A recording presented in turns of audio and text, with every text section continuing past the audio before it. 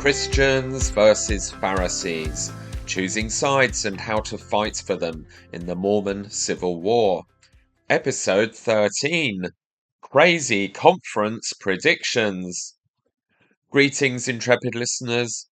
I have been a busy bee working on the last couple of episodes of the episode 11 Take Back Control series, but we interrupt normal programming to bring you an extra treat. Gene Judson of Latter Daily Digest, a podcast he runs with the magnificent Maven, interviewing and introducing us to blog-anacle podcasters across the spectrum of Mormonism to give us a Reader's Digest style taste of what they are offering, reached out to me with a cool idea. With April 2024 General Conference looming in a few days, a church hemorrhaging members and facing extinction in the coming decade, and a First Presidency in their 90s and on their very last legs, how about a different take on the General Conference predictions show?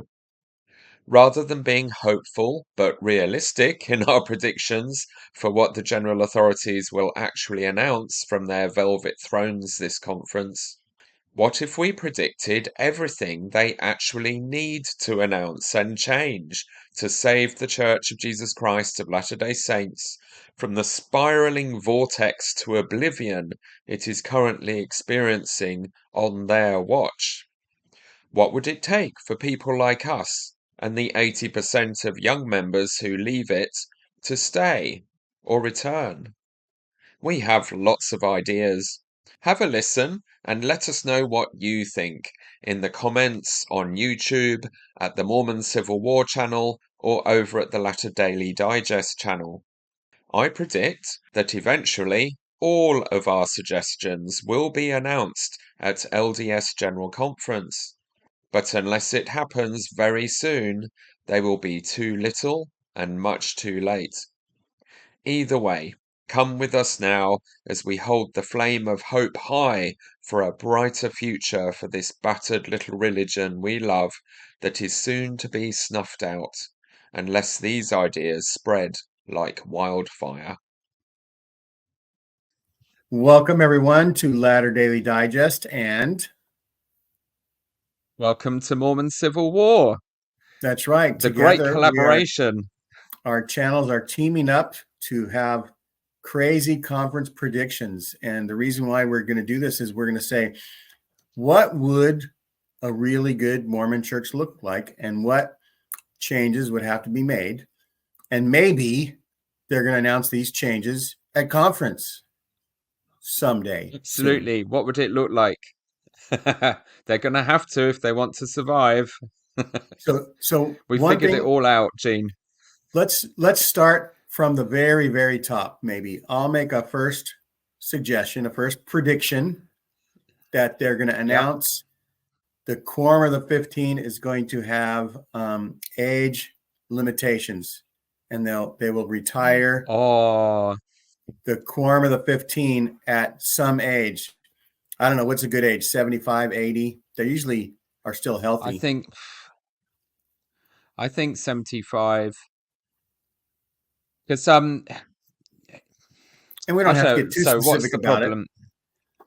No, I mean, well, you might, because it's so hard for them because they've got so lucky and probably feel chosen by destiny to make it up all those ranks and ranks and ranks of priesthood, to be chosen from the 70 usually or wherever they come from, and then to be able to actually get within touching distance of being the prophet. We might have you don't give that up easily. We might have to call that position something like a member of the Golden High Council. We attach some superlative to it so that it sounds like they've made it. An honorary status. Because I think, the situation we have now is inevitably, as soon as Brigham Young introduced longevity of service as the criteria for being an apostle and then having a chance of being the prophet and president of the church, it was inevitable that within a few decades or whatever, you would start having most of your prophets are dying old men. So at the end, they're exhausted, they're tired, they're very much out of touch with the needs of the modern world. And the whole point of having living prophets is meant to be to have them speak to that.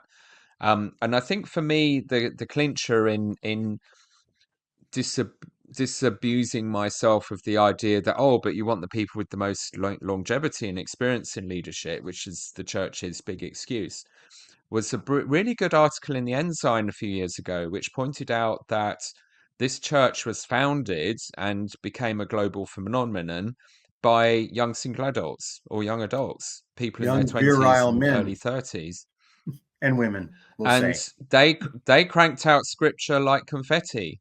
They coped with all kinds of crises and moved forward. They I held on remember to a kind of a vision. Yeah, I remember when I was 21, I knew everything. I knew it all. There was no doubt. absolutely. Yeah. and And and so, somehow they end up being more fun than 80-year-olds who are sure they know everything, in my yeah, so what would be experience. a good So next yeah, thing? okay, so we're going for emeritus status for apostles like they do for the 70s. Otherwise, we waste so much time.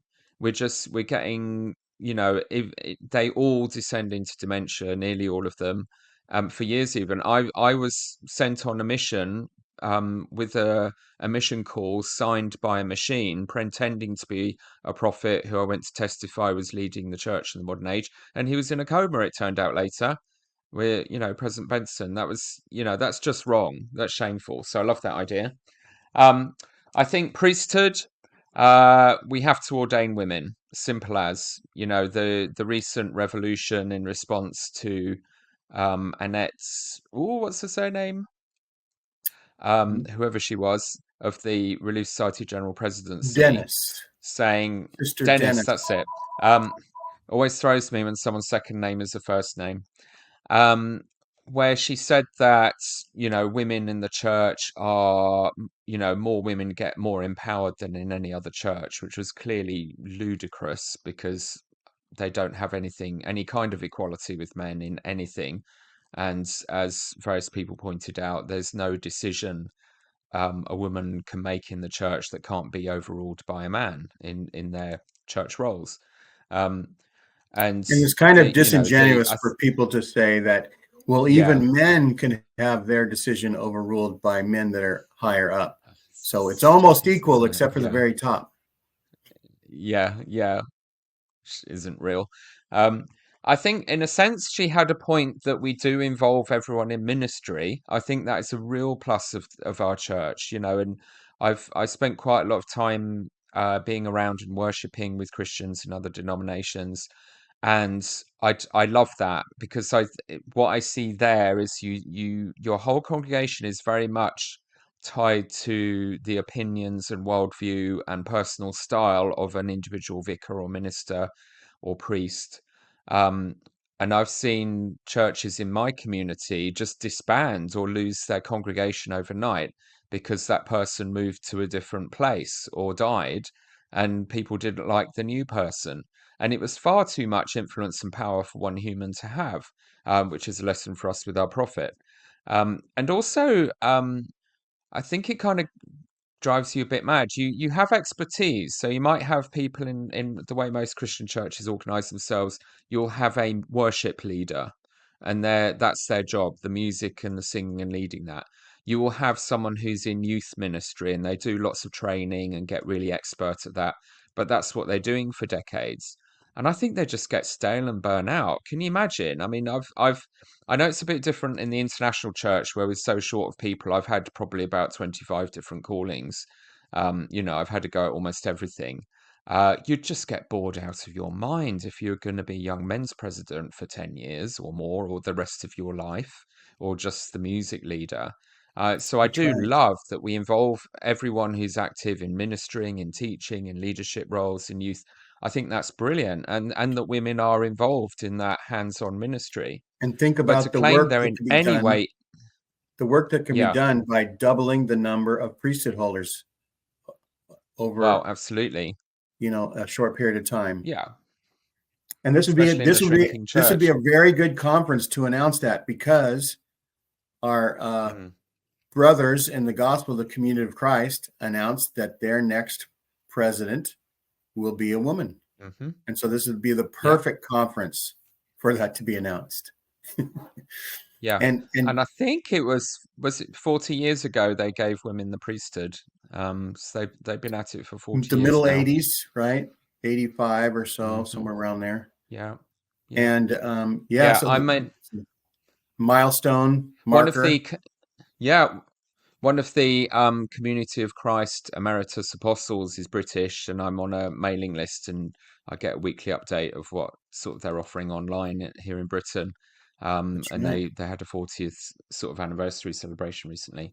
Yeah, so I think definitely, the feminism is back. It's just unsustainable where, as people keep saying, if the LDS Church is the only institution in people's lives of any age group, we usually think about the young people, certainly, but our age, any age, where women are not equal, they don't have any access to decision making leadership roles.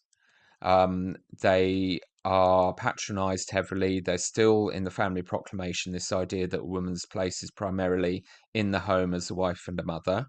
This is also outdated. And it's just not sustainable. And it's remarkable how many people leaving the church now are saying the trigger for them was simply having a daughter, that they had a daughter or their daughter's coming up to youth, and they just resolve, especially their mothers, I cannot have my daughter go through what was done to me. The messaging about my second class status, my subservience, my that I don't shouldn't have a place as an equal in the whole of politics, the world, social, business, all of that. That ultimately my only value is if I can crank out children and look beautiful. That's right. And And all they're you they're need to just not going do to put their is you daughters could through it. use the same announcement where when the restriction on blacks in the priesthood was used, except you just Yeah, take out male. You say all worthy yeah, members of the church yeah, could yeah, could participate in it. And kind of a corollary to that would be yeah, allowing LGBTQ access to temple blessings of eternal marriage. yeah, yeah.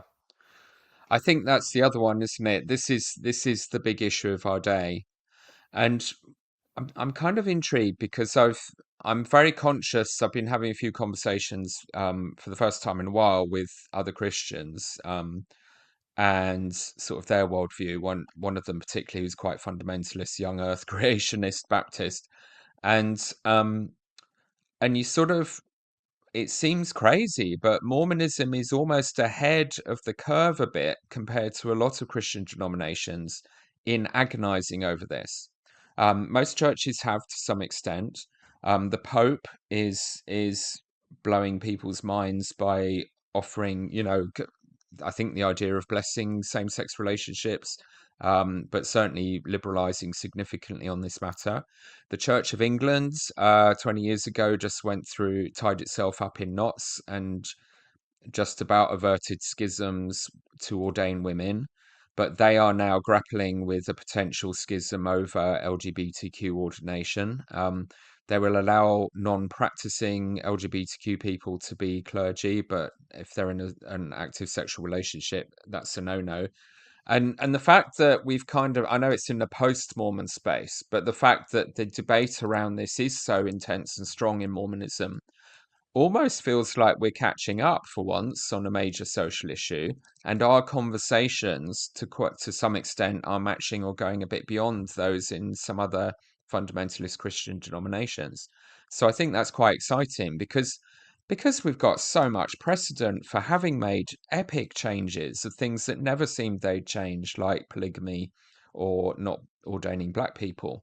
So I think, yeah, we this is something we can do, and certainly it's again one of the top reasons people are leaving, or not staying, or not joining, is they're simply not going to join a homophobic and transphobic religion, particularly if they're coming from a secular starting point, which in Britain, hardly anyone's religious anymore. They're rare as hen's teeth. You are mostly trying to convince secular people to become religious, and they're going to look at that and think, God of love, are you kidding me? What's going on?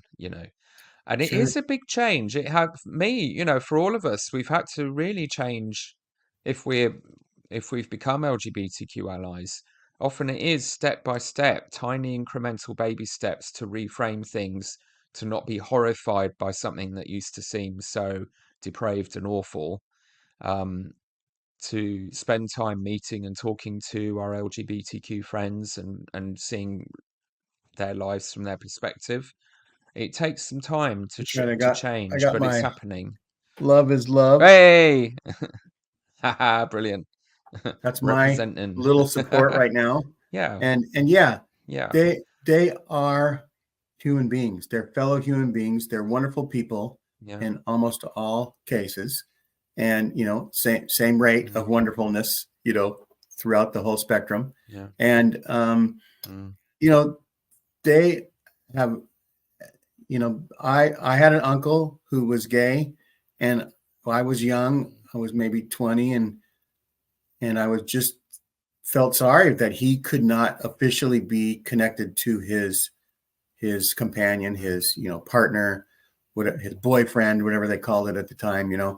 And I remember our mm, family loved him, but they also mm. sort of othered him at the same time.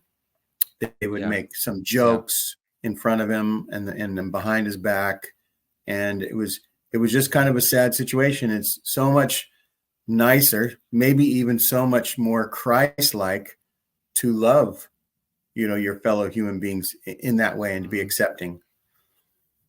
And yeah. so I so mean, what Jesus was very clear that the definition of Christianity is not the easy wins. It is that you go and walk with the people that society rejects the most, that considers the most lost.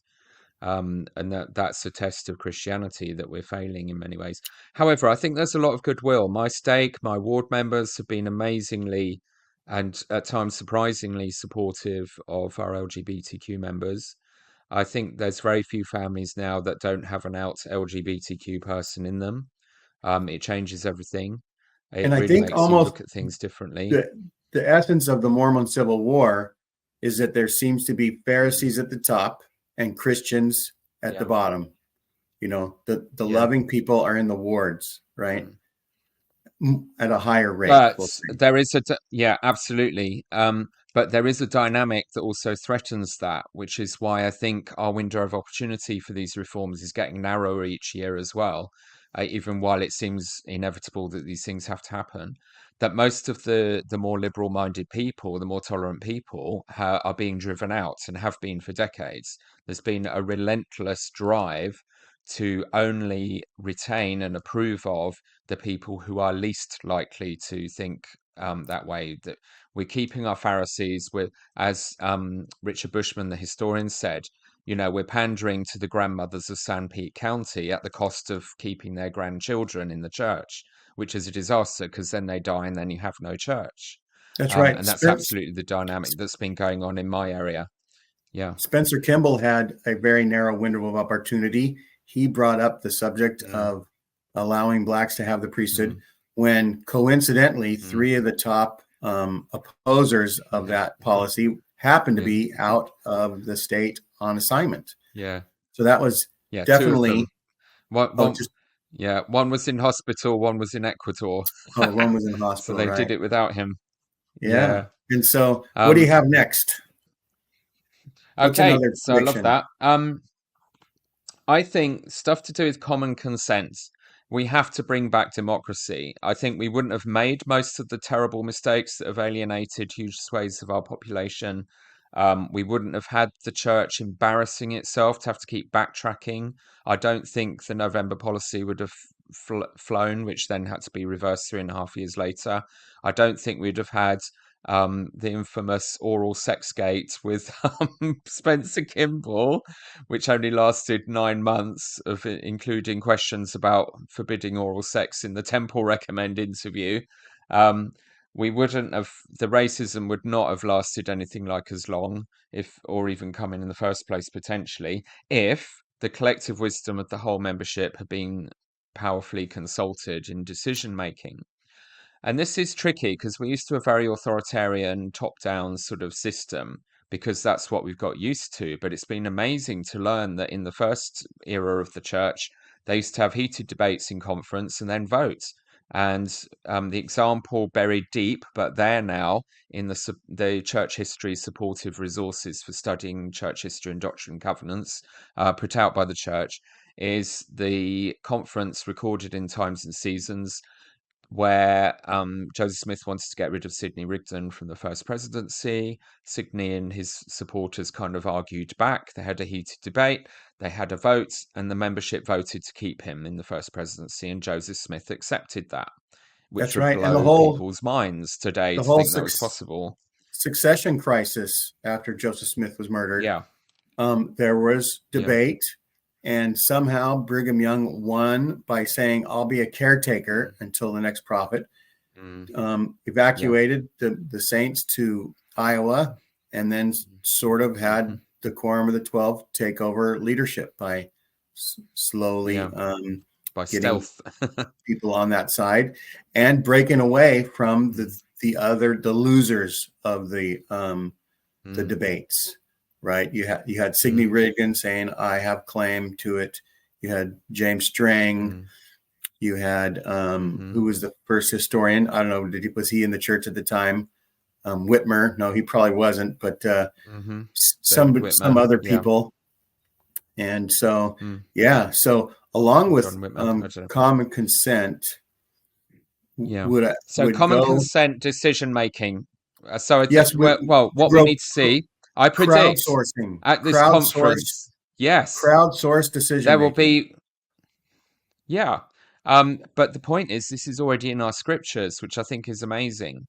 The Polar Great Price makes very clear that God runs his heaven by consent. There was the war in heaven wasn't people firing lasers at each other. It was a debate about ideas. And the people voted. A third voted badly and got kicked out, according to Mormon doctrine. But God saying, "Okay, every spirit, you have to use your moral agency to agree with me and Jesus." No, at all. That didn't exist. Although that's how they spent. That's how they're trying to teach it now, though, which is outrageous. No, it was open debate, and God trusted the majority in a situation of informed consent and debate to make wise decisions. That's the whole point. We are gods in embryo. We're not stupid. We have that potential to get things right. The Book of Mormon teaches that democracy is God's far preferred system of secular government. That it teaches that it's better to have democracy even than a righteous king. And they had prophet kings, but the risks are too high that the one person can tip the whole nation one way or another.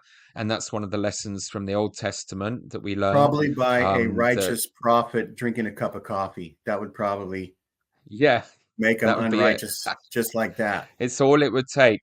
And speaking of cup of coffee, we could bring back. So no, sorry, just to finish. Oh yeah, finish that. I just finished my point that that the Doctrine and Covenants in section 26 and other places that talk about doing all things by common consent, and section 107, which divides power equally between First Presidency, Quorum of 12 Apostles, First Quorum of 70, and stake high councils or high priests quorums. They're all equal. They can discipline each other. The prophet can be excommunicated by any bishop or disciplined by any bishop convening a council of 12 high priests. And it says specifically because the prophet is no different to anyone else. They're not royalty. They're not a king. They're just one of us. And so democracy is... And people keep saying to me, but it's not democracy. What are you saying? Well, it is, because in functioning democracies, political parties have a vision, a manifesto, a purpose. Their leaders propose people for you to vote for. So it's not like the people deciding who the candidates are. the establishment, the leadership establishment in that government system proposes candidates, but then we check them out and decide if we're supporting or voting for them. If not, if we vote oppose, then they have to propose someone else. And That is exactly the they same as argue and government's debate work. about what Yeah. the direction they should go on certain issues. They talk about Mm, important issues, and they make decisions. mm, And in America, they call it a platform, where a party yeah. will support these positions on these issues. And so, Mm. yeah, that's all part of it. And so, So democracy is in our scriptures. It's how God runs heaven. It's how governments should run, and it's how the church is meant to be run. That you consult the people about all major decisions. And for most of our lives, the Institute Manual had this paragraph until very recently, which said that that common consent doesn't just apply to people's callings. It should apply to doctrine, what is canonized as scripture, policies, and anything else that impacts the lives of the saints. Obviously, we my haven't been doing understanding, it, but it was there in the Institute manual. Someone thought it was the right thing, as it should be, because that's what it means to do everything by common consent. that's right. My understanding that they had in the early days of the church a scripture committee. They would try to see which of Joseph Smith's revelations were good enough, let's say, Yeah, to be in the canon. yeah, yeah, And maybe yeah.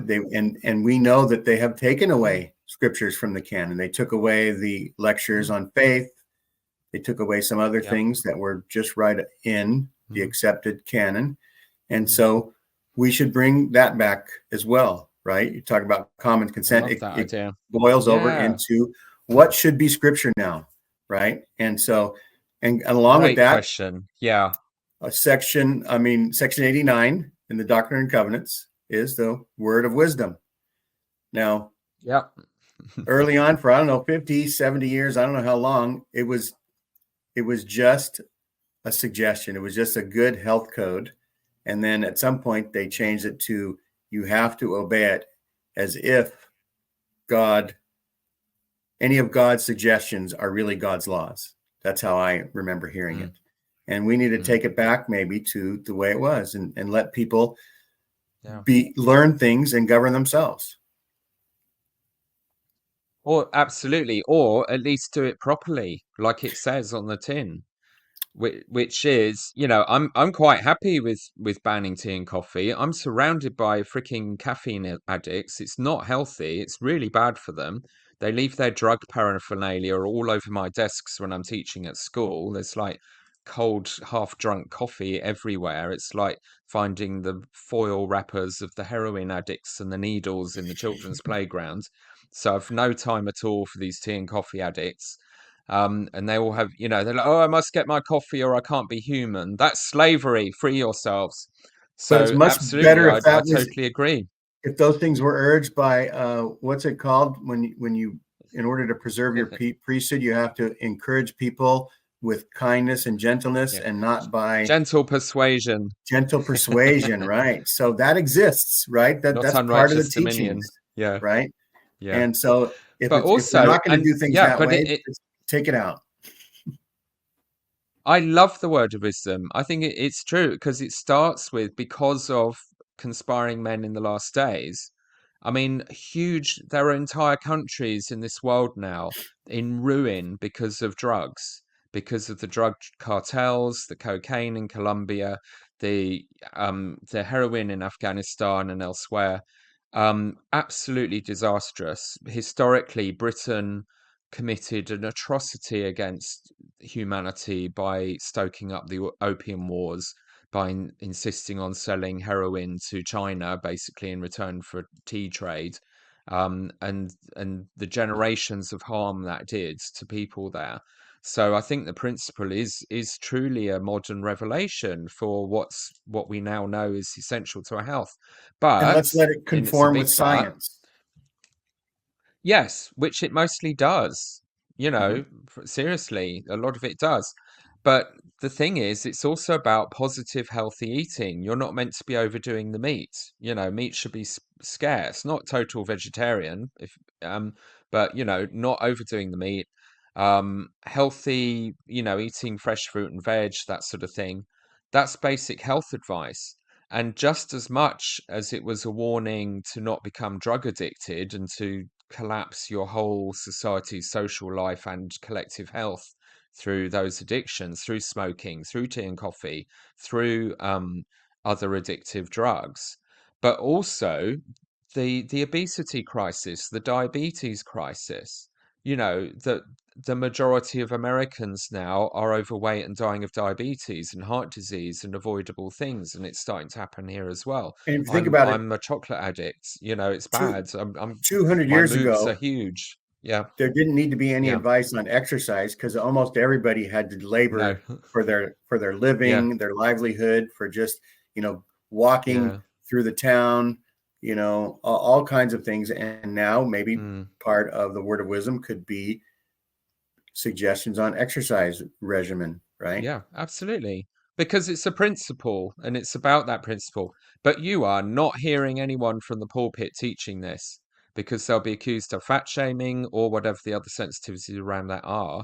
But mainly it's just complete hypocrisy that the diet of American Mormons is appalling. And I'm as I said, I'm not one to judge that much.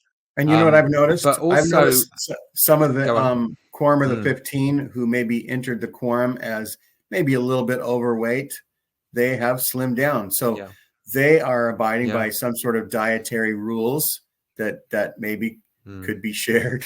They're living to 100 years Yeah, old. Apparently, Nelson's going to have his 100th birthday the end of the summer. yeah. And so, Shall you I know, tell you what those dietary rules are? They have two parts. One, your church is paying a fortune for your private health insurance. there's one. Number two is you might be profit if you don't die. That's a huge motivator to stay alive, isn't it? And to sort your That health out. is. That if you don't drop dead, you could be God's mouthpiece on earth. You get to have I mean, all for your anyone, pet even with the liver. projects be the course that the church takes. That would get me on there. I've got an exercise bike. We've got one. I don't know if you can see it behind me. There's the handles, so it's quite good Yeah. for hanging clothes on. We occasionally we even use it. We're determined this year to get our act together. But the other thing about word of wisdom and where it's blown out proportion, where you've talked about it should be voluntary, not compulsory, because it's so easily measurable. As soon as Mormons in casual conversation or in a talk start talking about righteousness, they will immediately go number one and two, tithing, word of wisdom, as if they're the two most important things. When Jesus' priorities were compassion, love, forgiveness, patience, working with the sinners, all of those things. He doesn't give a flying poo about how much tea you're drinking compared to that stuff. But our culture, by having it on the list and it's easily measurable, has turned that into the be all and end all of defining ourselves and our who we are as a religion. And all my life, I've listened to people giving their testimonies of how isn't the word of wisdom great? Because when I have to keep saying no to a cup of tea or going to the pub for a drink with my friends, I can stand for righteousness and they know I'm different and it's the start of a gospel conversation. Not hello Peter, why are you so kind, why are you nice, why do Right. you work so hard? It's which really should be the defining characteristics of our difference. That's It's, right. oh, why don't you smoke, you're weird. And all of that becomes a distortion of what the religion And should you really talk be about about, working and too it hard. becomes Pharisee. There Yeah, are some callings in our wards where people actually do a lot of work, and maybe they should be compensated for that. Maybe bishops and Relief Society presidents should get some sort of stipend for all their efforts.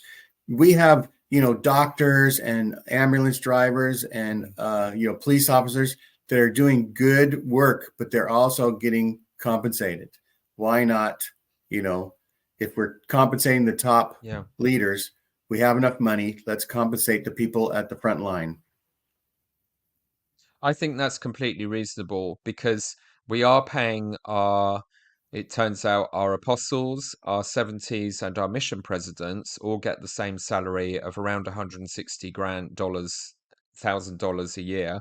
plus huge amounts of expenses, which puts them in the top 1 to 2%, really, at least top 5% of incomes in Britain and America, two of the richest nations on earth. And And most of that that's is completely outrageous. most of that is on top of whatever their profession was in life that they're receiving Yes, retirement yes, or social yeah, security yes, or yeah, anything like that, and yeah. or the savings accounts that They, they might have yeah, accumulated yeah, as yeah. high up They're callings coining it. jobs.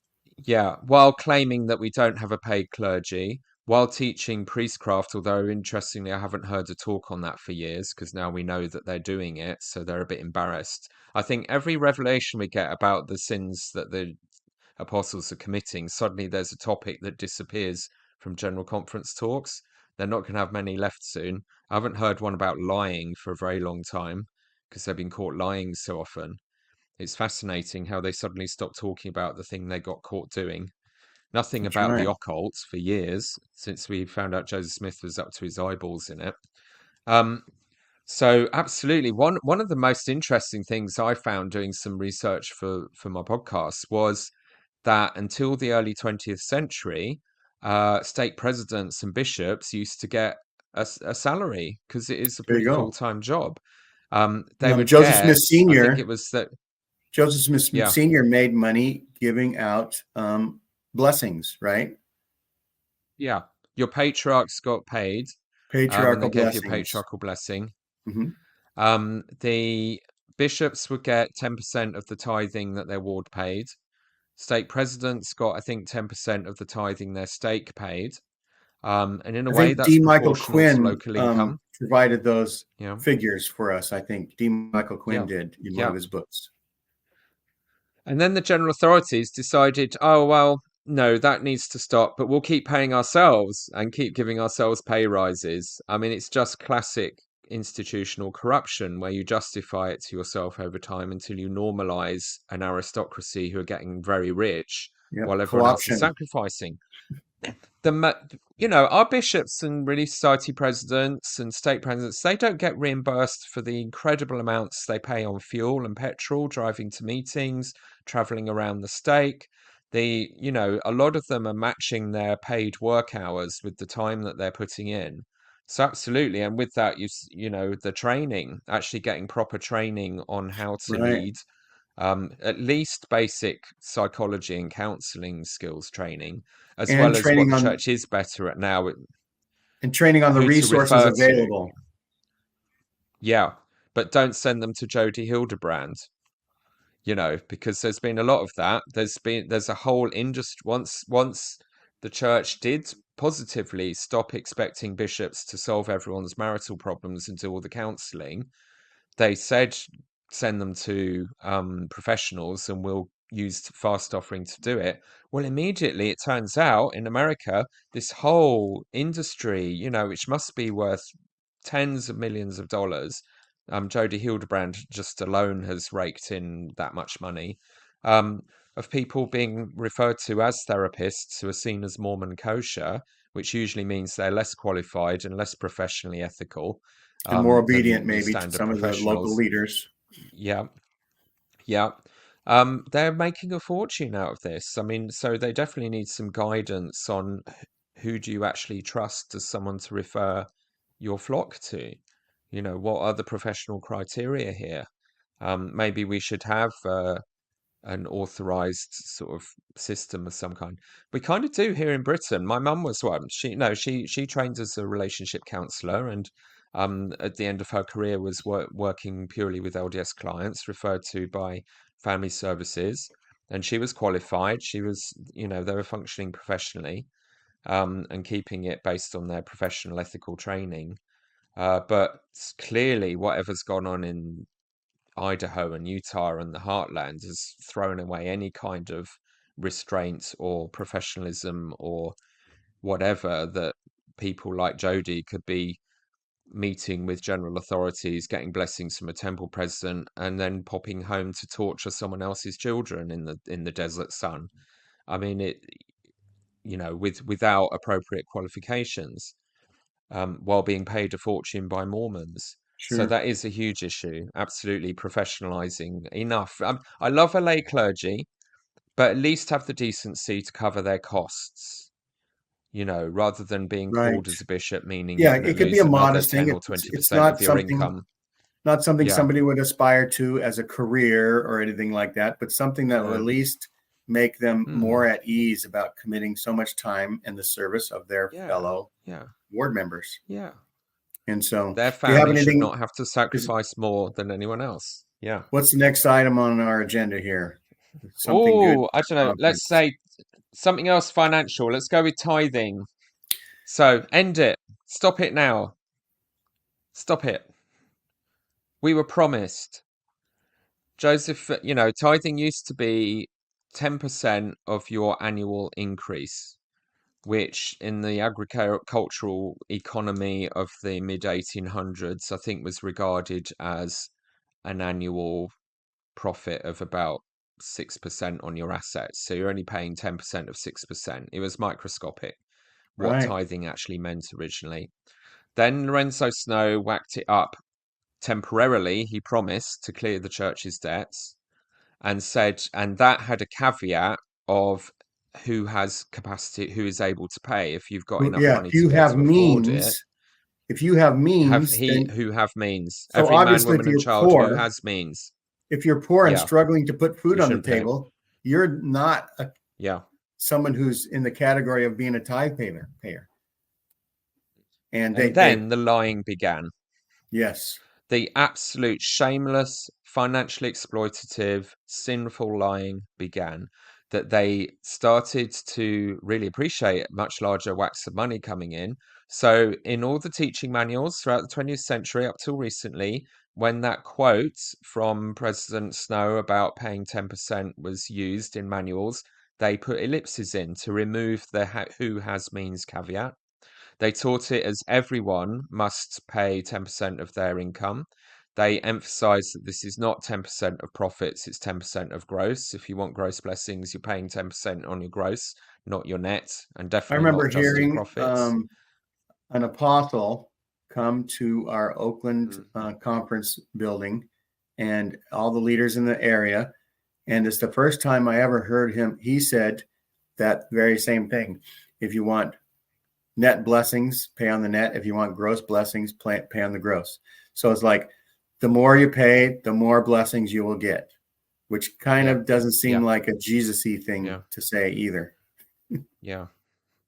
One of the most embarrassing things I've had to face and admit myself, and mercifully, it's not as bad as some people have had to grapple with, is I totally fell for the utter lunacy of the idea that paying 10% tithing is fair for everyone at every income level.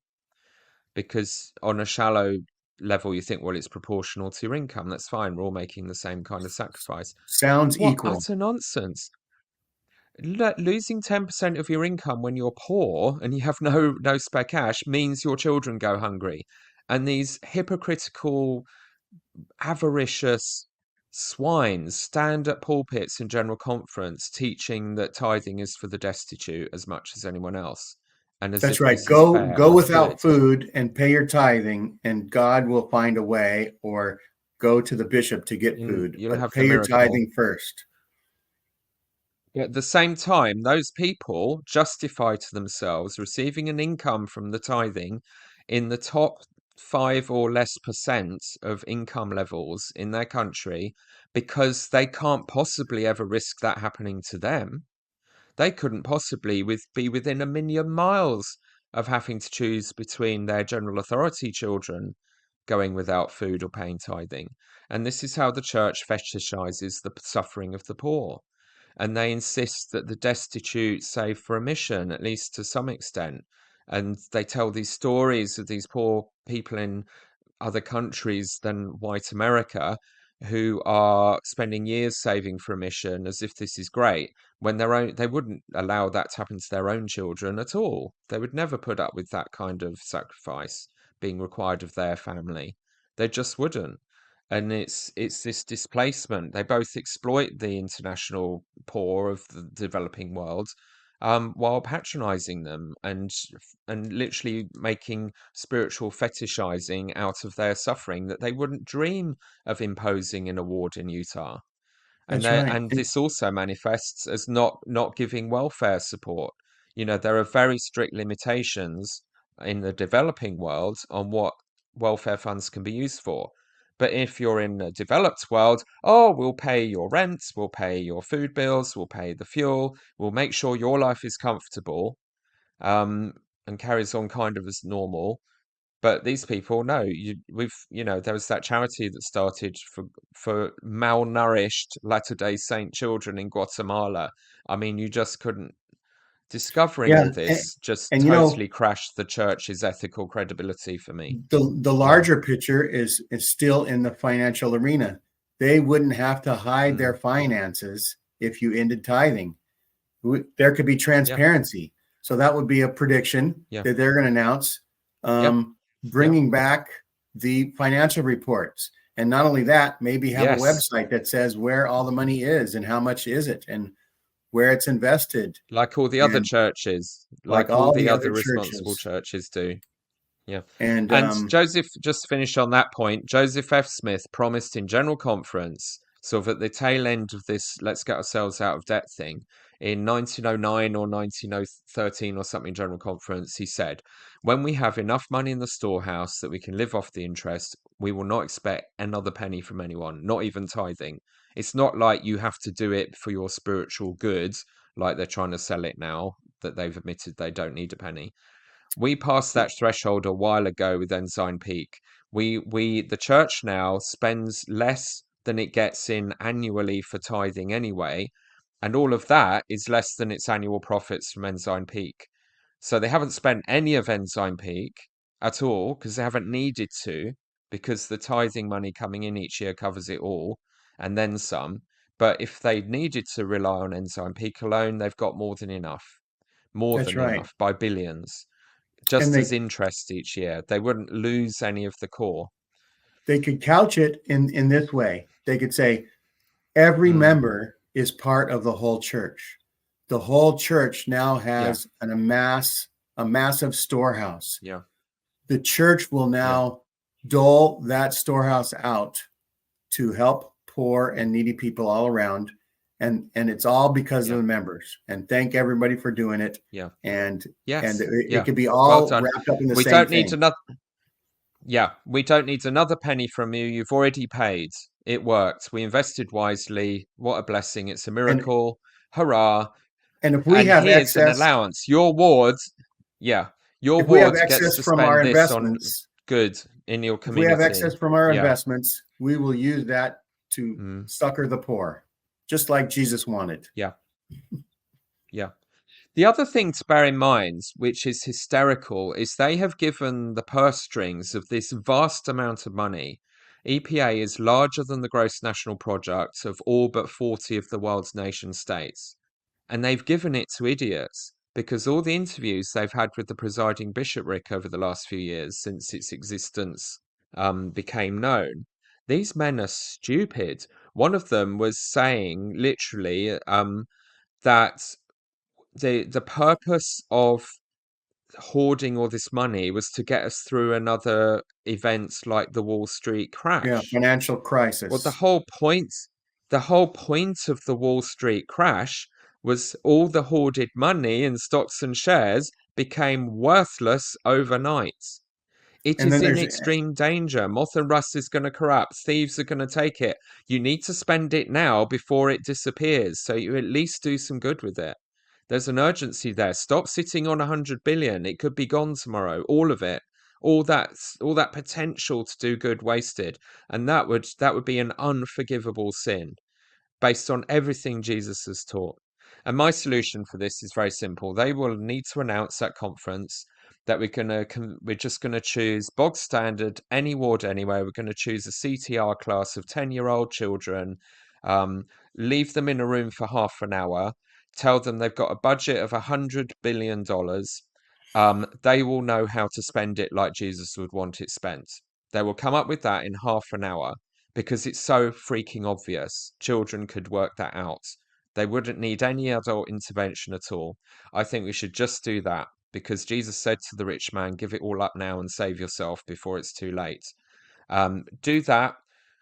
They will come up with a great list. None of it will be bad ideas. It would absolutely be channeling Jesus. Spend it like the 10-year-olds told you to. Are You there could work that out overnight. are there more things on our list still that we need to cover? Oh, absolutely. So that's tithing. um, Oh yeah, let's bring back missions. the membership report, and part of that would be, you know, actually being honest.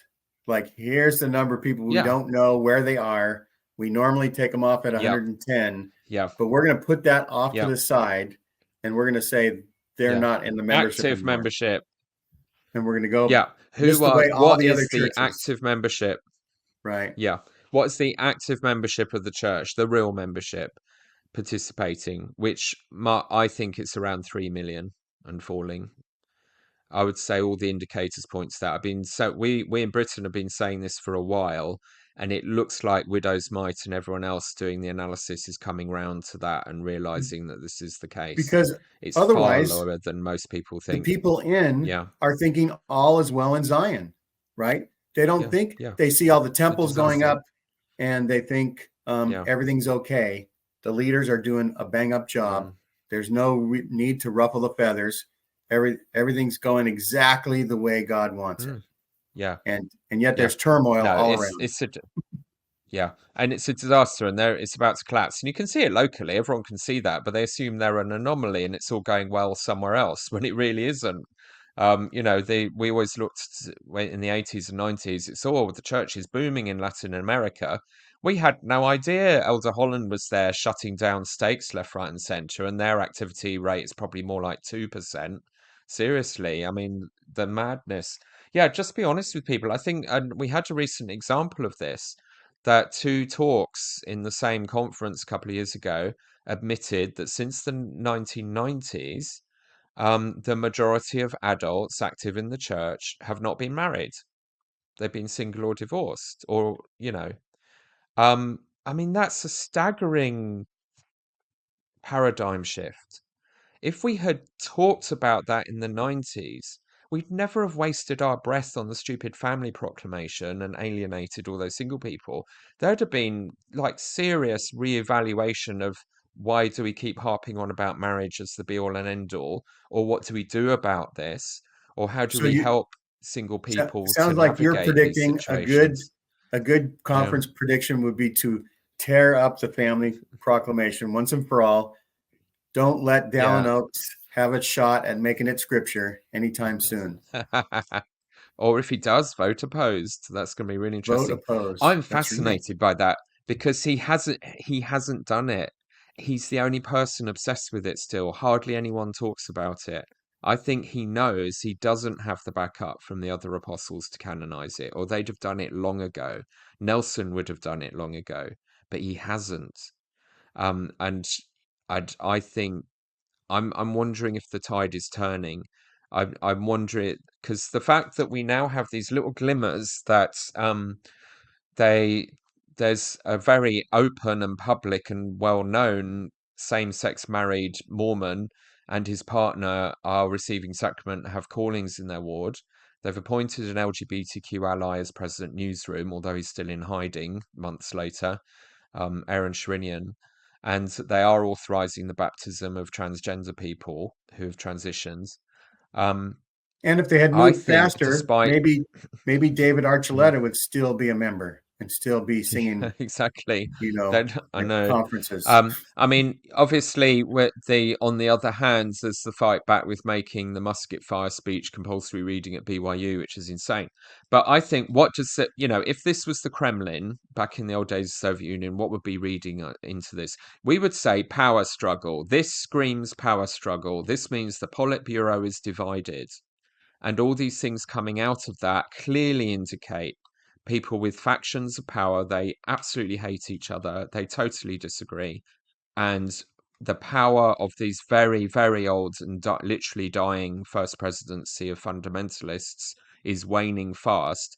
And the other guys know that they're going to die soon, and they're going to inherit an absolute mess from these people and their rhetoric. The foundations of Especially Dallin Oaks trying, the yeah, foundations of the go on, patriarchy are yeah, cracking. crumbling. So They're that's fracturing. what That's what I was seems going to to be try to say. happening. Yeah. So it's time for change. There will be revolution. I'm intrigued what's going to, it could even start happening sooner than we think. I they they've read the root. There is ultimately in the Church of Jesus Christ of Latter-day Saints' elite a survival instinct. When they knew they just couldn't carry on with institutional racist segregation anymore, they ended it after doubling down on it against social norms for decades.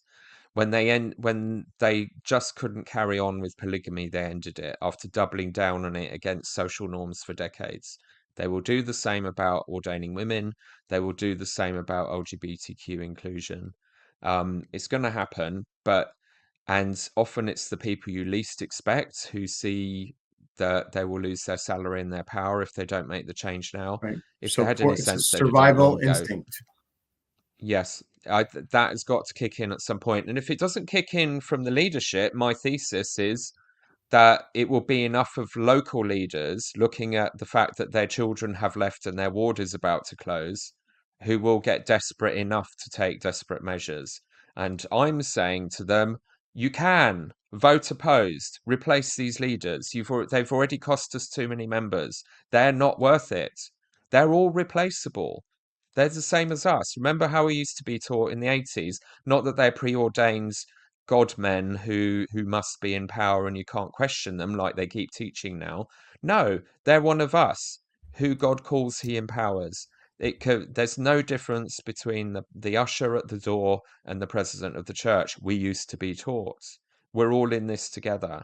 They are replaceable. And that one idea, if it could only sink in and local people give themselves permission, just vote opposed. It won't break the church. We already have So a constitution that can replace them. what I say to And people is that yeah. Putin won 87% of the vote at the last election, I believe. And what is Yeah.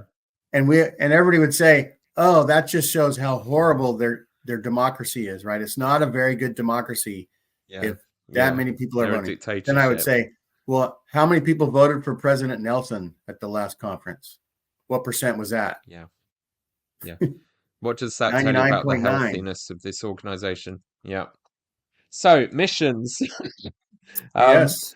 I think I just saw this morning the April Fool thing going viral about missionaries can have pets. I totally fell for it at first because all crazy stuff always happens in our religion. Turned out to be an April Fool, but um, I think our whole mission system is utterly broken. I've been ward mission leader in 3 different wards, and it's been a mess all the way throughout for decades. I've served a mission. It's just a disaster. It's not even, it's one purpose. Eventually, they stopped trying to convert families. They stopped trying to convert the middle classes. They're just making do with usually single people who are lost, and transients is the majority of people who get baptized in most parts of the world now. Um, but at least the bottom line was, well, the mission is to convert the missionary. But that isn't even working. You know, a huge percentage of return missionaries are leaving early from their missions and they're leaving the church rapido. Nearly all of our recent missionaries in my ward were gone as fast as they could. That's a disaster. So the Some of that whole could be thing needs attributed root to the and branch lack of reform. transparency with history and other things over the last Yeah, 100 years. absolutely. Yeah. Although interestingly, some of the recent missionaries who've come through the new curriculum with the more accurate history are handling it much better. They're aware, they know about the stuff. They're not bothered about it because they got inoculated, like um, Ballard's recommended. You know, it's working. I don't know how they teach and sell this to other people, but it is a sign that if you're just honest about history, even if it's messy, that's fine. We all know human beings are a mess. That's okay. It doesn't become an existential crisis. It's lying about the history and selling a rose-tinted version that isn't true that sets people up for disillusionment. So just So be honest with the history. We don't need to hide it. plus, how Yeah. about this? Missionaries are trained to teach, but they go out and serve more. and they Yeah. set examples. I think, They yeah, become a light yeah, on the hill. yeah. And allow them to serve consistently in a role, like to do longer things. The interesting thing is that while the church is giving much more kind of equal status and kudos to service missions, I thought they would be increasing. But when I had a look, they do publish these stats. The number of service missionaries has plummeted over the last few years. Almost halved. It's fallen through the floor. It's got dropped a lot anyway. Um, so they're not even, managing to recruit people for that, even though it seems like they're getting a higher profile in the church's propaganda and everything at the moment. I mean, it's all falling through the floor. So the Um, church has I made think, lots of strides in making yeah, missions more palatable. They can call every yeah, week. They don't have to wear the yeah. rigid dress code. What else has been Mm. improving? Um, I think, yeah, not much, to be honest. I don't think much else has improved because they don't have any new ideas. Elder Ballard tried to say, obviously, we shouldn't be committing people to baptism on their first and second discussion, but that totally blew up in his face because he wrote Preach My Gospel and it told them to do that. That was one of the biggest lies an apostle has ever told. It was astonishingly, I don't know yeah, what that even one of says the about quickest how his lies brain to fact works. check. Yeah. Well, to say that to membership where we all went on missions and we all know perfectly well that apostles were telling us to commit people to baptism on the first discussion, it was seen as a filter to sort the righteous from the dreck. Literally So, taught like that. And he said, oh, people seem to think it's filter. So I so think what the are way your to top go five is, and recommendations to make missions yeah, better, or yeah. couple, handful? Do not baptize, yeah, don't baptize anyone within 6 months of meeting them. Other churches make you beg for baptism. You have to prove yourself for well over a year in a lot of the local churches around here. And then they have retention. We've just had a lovely guy baptized, just adorable, but he's already gone because his family were totally hostile to it and he was never going to be able to stay in his situation at home, which no one had checked out or been realistic about. So that was a waste. Um, but you need all those you need a social conversion. You need the three things President Hinckley talked about: a calling, a purpose, knowledge, social integration, a friend. All of that stuff, they need to understand fully what becoming a Latter-day Saint involves and what's expected, and they can adjust their life to it before taking on board these commitments, or particularly burdening the ward with yet another less active person to worry about and feel overwhelmed by, which is destructive and demoralizing. That doesn't help the ones who are there. So there's that.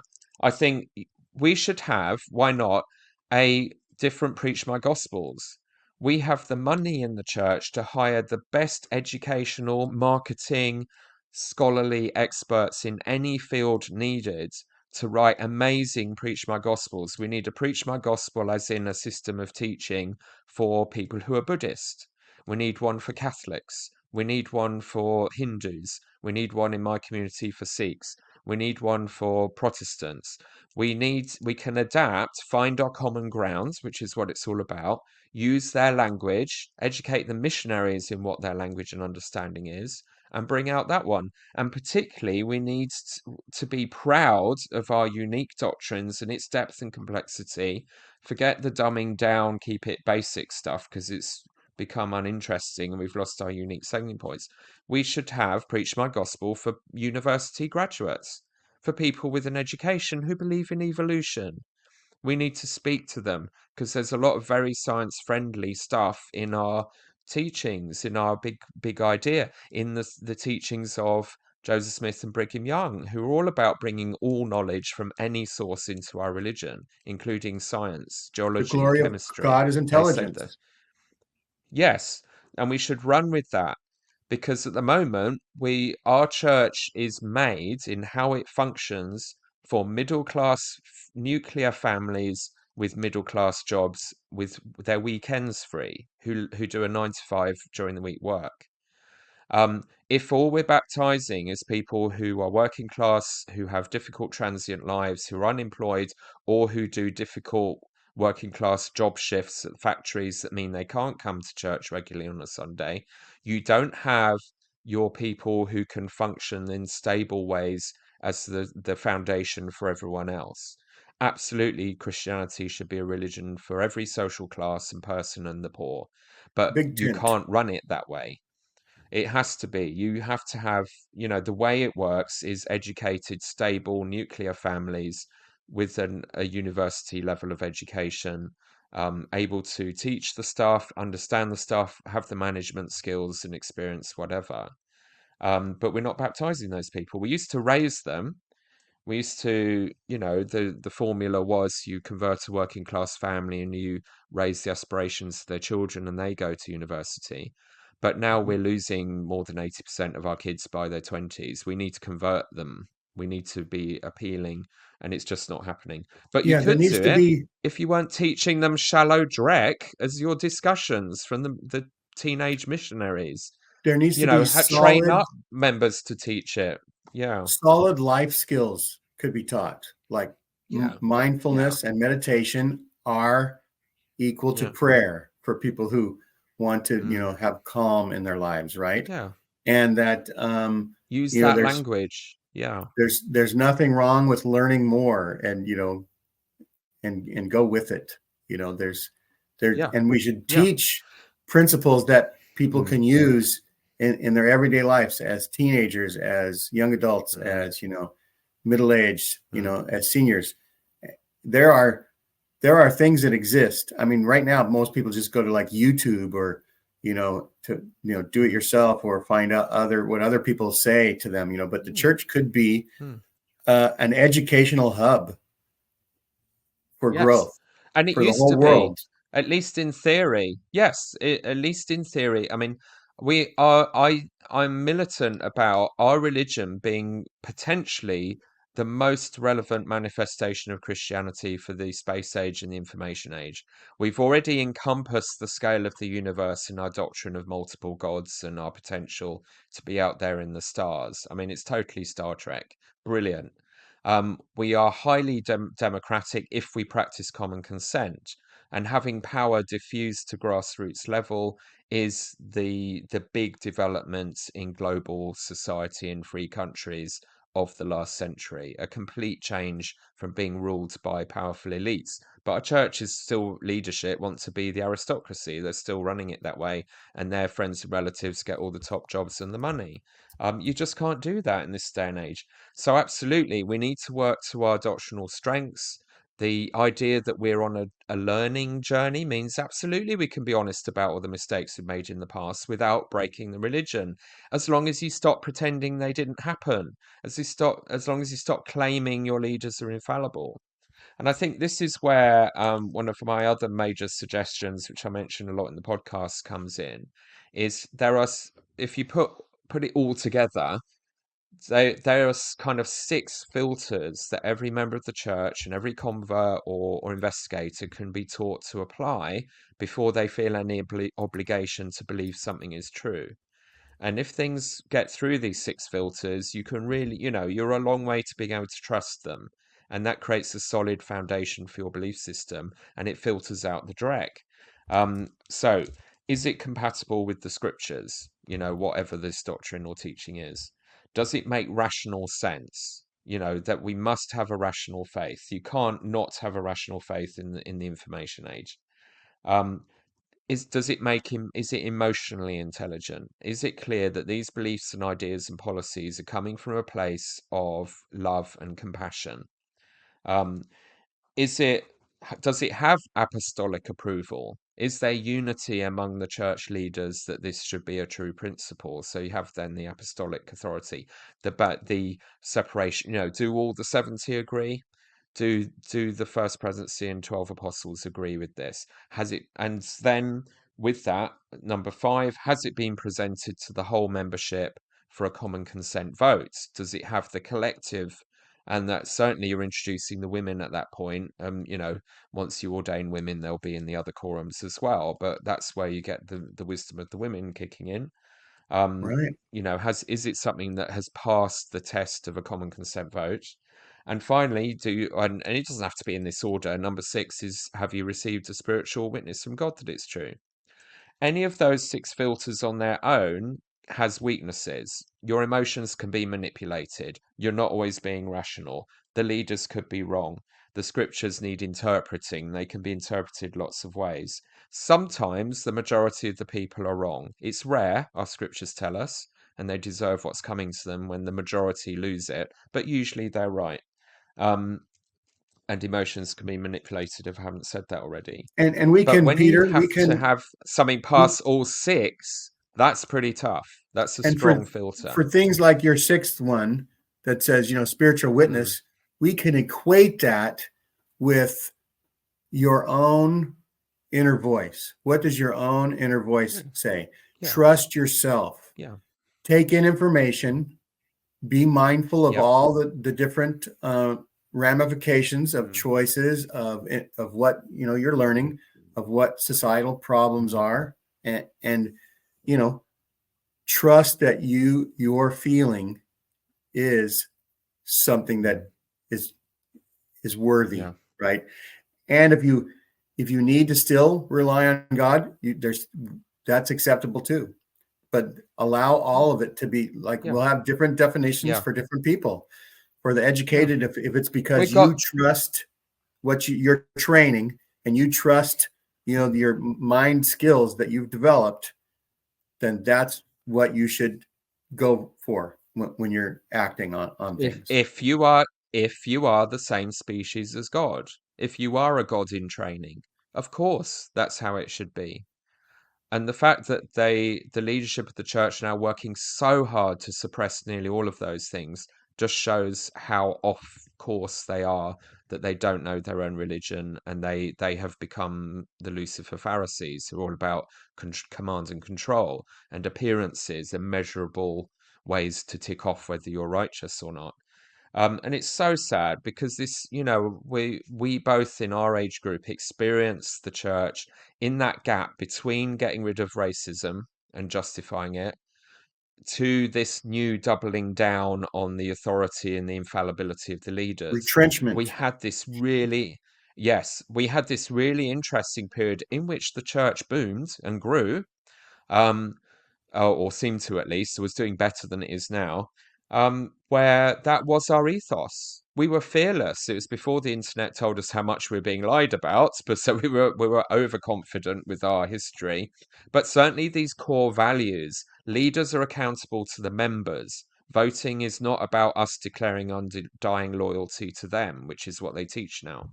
But it was the other way round. Everyone is accountable to the people. That was taught repeatedly in my childhood.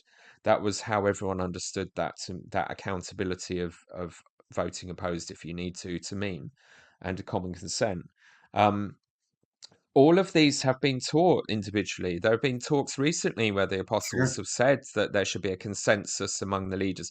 Don't believe stuff that only 1 or 2 leaders are saying. It needs to be something that's taught often and repeatedly. Great wisdom.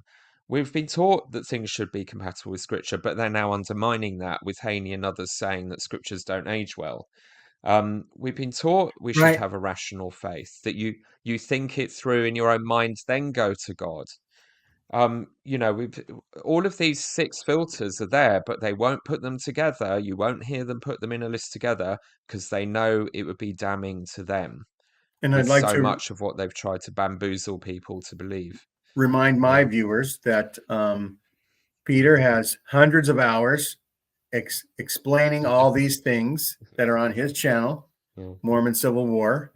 And, we're happy to have Peter. We'll go for a few more minutes. Are there some things on the list that we haven't covered yet? We'll go through a few more of those. Yeah, we've done really well. Yeah. Absolutely. Sure. Quick fire. So youth interviews, obviously remove any sexual content from those interviews or handle that extremely differently, and train the leaders in counseling. Get the church out of the bedroom and people's private lives. Yeah. And even the whole concept of this worthiness, that your worthiness has to keep being checked. How is it that so many other churches function without that? I mean, the Catholics do it, obviously, and they're quite big, but most of the rest of the Christian world does not interrogate their children technically at least twice a year, maybe more, probably a lot more we do, about their worthiness. I mean, it's disgusting if you just think about it. It's children being You're unworthy, you're worthy or already adults. as a child of God. Yeah, yeah, you're worthy enough. Um, I think the idea of global representation, um, we've got this Okay. idea that's taught in seminary and institute that the 12 apostles will judge the 12 tribes of Israel, that somehow they are allocated to nationalities in that sense. Um, and that's part of whatever is going to go on at the end times and judgment. Well, let's apply that principle now. Why not have each apostle called from a different region of the church? Right. And Oh, and if we believe that anyone can be an apostle, if they're worthy, and God calls them, that's what empowers them. There are hundreds of people who could totally do that job in every region of the church, hundreds of them. They're not and to go it's along not with that, just your best friend and your relatives. Yeah. an even more radical thing would be maybe to have 12 separate churches that could each exist in their Mm, own region that would be way more similar to each other in their governing and their problems that they have mm, in helping each other, and there could be still like headquarters maybe in Salt Lake or somewhere, mm, but mm, let some autonomy go on. What are the regional mm. problems and issues that they're dealing with, and Yeah. let's grow and develop leadership from all these Mm. areas. Oh, absolutely. I mean, at the moment, Britain, which is, one of got the longest countries with some of the longest history in the church, we've just got one apostle again after decades without one, and we've only got one other member of the 70. We are massively underrepresented. It's not just, brown people not being represented. It's totally dominated by white Utah. Americans from the Morador. Yeah. Um, so I think there's a risk with having that much autonomy, but certainly that concept of representation and bringing and being able to adapt local practices to local needs, which Maybe is that could there be a in theory long-term already goal. in the handbook. Oh, absolutely. I mean, but definitely having that regional representation at the top tables is essential, yes, and would change a lot of things and just give them a reality check. Almost everyone who kind of works around the apostles agrees that they are out of touch, that they don't really realize how bad it is down on the ground, or what it's actually like in a lot of the wards. They're fed a real rose-tinted version of things. Everyone who does research for the church has reported that who talk about it has said they get leaned on to massage their figures and how they interpret them and how they present them. So the leadership are not getting an honest sense of things. Everyone's lying to them because they get punished if they don't. It's totally dysfunctional. But I think also that idea of diversity has to happen in every ward. I think something you said before, which is really powerful, is the idea of being as welcome in your ward if you're not a literal believer. If you just appreciate the scriptures like the Book of Mormon as metaphor, as having good story and message. I think absolutely don't expect people to be, I know this is the truth and God told me to in a spiritual manifestation. And you Make have to this a go church that through welcomes or everyone. around the Book of Mormon in order Yeah, the Book of be, Mormon. Yeah, yeah. to be a member. Yeah, and a lot of us are going through it and finding it's a bit flimsy. Um, so I think we have to create that intellectual space for people to have their own version. There are many ways to Mormon. We actually do this in reality when you get Mormons talking to each other. They all have slightly different beliefs about things. But stop with this idea that only the most ignorant and therefore able to declare certainties without foundation fundamentalists are the real Mormons. That has to go because soon they'll be the only people left and they will continue to alienate everyone else. So no one will want to join their church and it will die when they die. That's what's literally happening now across the church. Right. And And that's that's why we're certainly making happening in my crazy state. conference predictions so that we This can. has got to we're- happen. Peter and I are crafting, what utopic utopic Mormon church might look like Yeah. someday. Any And last the key is to items we're empowering missing? people. I just think no, I think we did really well. We got Oh, through what pretty about much all of temples? our list. What about Yeah, so temples? Uh, I just here in Britain, we've just been given Birmingham Temple, which is between the Preston and London ones. It's our third British temple. It's in the wrong place because it's not where the people have to travel the furthest can get to. Um, it's going to kill the church faster because there is not a critical mass of membership to actually support it. Its planning application, which has just gone in, and Nemo and I did a program about this, admits that it's hardly ever going to be used in full. They're already admitting defeat, which is not what they've been saying to the but members, but that's what they're Peter, saying to the local if council. our suggestions Yeah, of not having to pay tithing and not and yeah, getting the church out of the bedroom, there would be a lot more temple recommend holders. this is true. So temple attendance Absolutely. could go up. Um, yeah, but the reality is the area where they're building this temple just closed a stake because of falling membership in order, and the philosophy taught around that is the idea that to let people just have one calling rather than three, including estate 1 and 2 ward ones, to free them up to be human, to do missionary work, to meet other people. But now they've plonked a temple there, all of those people are going to be guilt tripped into doing lots and lots of temple work and being ordnance workers, and we just gave you a temple, why are you not using it? So they will turn away from the living and be sucked into this mausoleum to service the dead, and it will kill the church faster because they won't be doing missionary work, they won't be working with the youth, they won't be saving their congregations. They will spend far too much time in the temple and their wards will die. So opening a temple up in fragile LDS regions like that is like opening a black hole that will suck in all of the energy and light that's left. It will kill it Yeah. So faster. It's madness. maybe So there that are has to too change. many temples announced right now. Maybe there should be a reduction. There should be a Yeah. recall of where all these Yeah. temples are going and figure it They're out just, again. I mean, And maybe temple they're growth announcing should them be for European countries. Yeah. maybe Go on. temple growth should be a matter of common consent as well. Yeah, absolutely. But also, I think just so prioritize the living over the dead. We're in an existential extinction event now. It's not theoretical, it's already happening. It started a while ago. We're just approaching the tipping point where it's unsalvageable and may have already passed it. This is not the time to be worrying about the dead people. You need to be piling every penny you've got in EPA, every ounce of time and energy that you have into hanging on to the members that you've got and being attractive for new members to I join who are think I going to be recall long-term leaders. just as a little kid thinking, well, if God was powerful, Mm. I mean, not a little kid because I didn't know the temple, stuff that much. But at some point, maybe my late 20s, Mm. maybe one Yeah. person could be baptized for all the rest of the dead. And then one person could have the endowment taken for all the rest of the dead that hadn't had their endowment.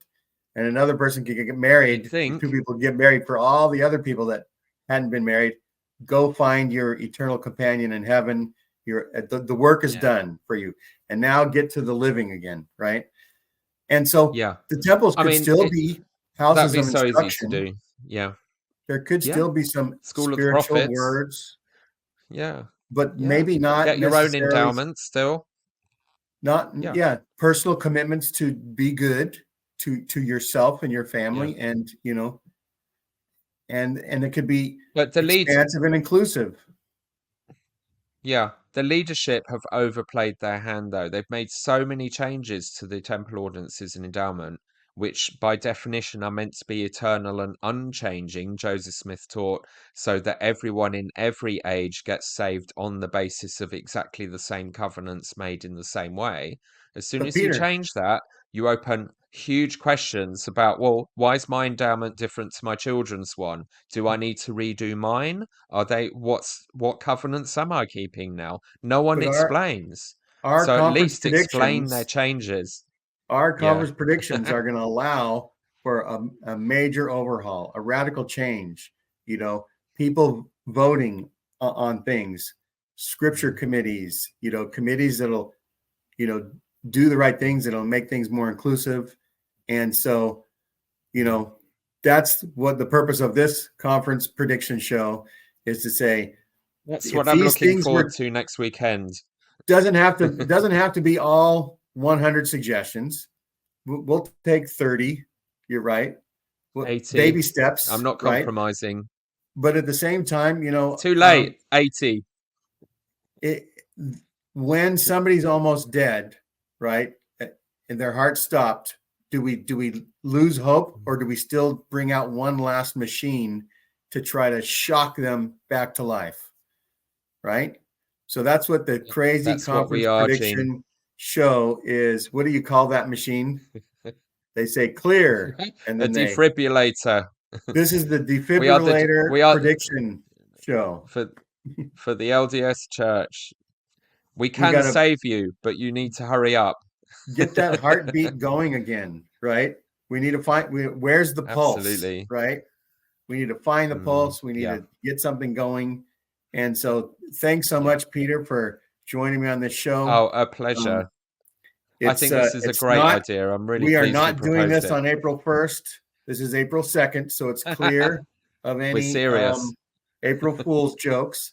But it's a lighthearted but serious look at things that really could change, changes that would affect better changes, right? Things that would help, the church be better. Now, some people think the only way is to, lashes and what was it? Hellfire and damnation. What's the scripture where, is it Captain Moroni or somebody that says, I'd rather, or Alma the younger, I'd rather teach people the correct principles, but it looks like I'm stuck with just telling them the basics again, but it's like there's higher laws out there that you can get, and maybe the higher laws are in us. Maybe what's been keeping us back is the lower laws, and so that's what we're trying to do. Is like we're getting creative. We're trying to think of what possibly could happen. I told my son like 10 years ago, missionaries need to be less culty. If you say the church isn't a cult, missions are cults, right? Oh, big time. They meet all the criteria for a dangerous mind control cult. Strict rules. All of the criteria. Read only what we give you. Don't have any outside influence. Deprivation. Don't sleep deprivation. Don't call your home. Don't contact your family. If somebody dies in your family, we'll pray for them. You stay on your mission, right? Yeah.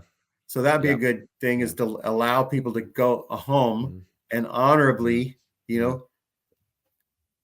be able to participate in their family while being a missionary, and not be so strict at all those things.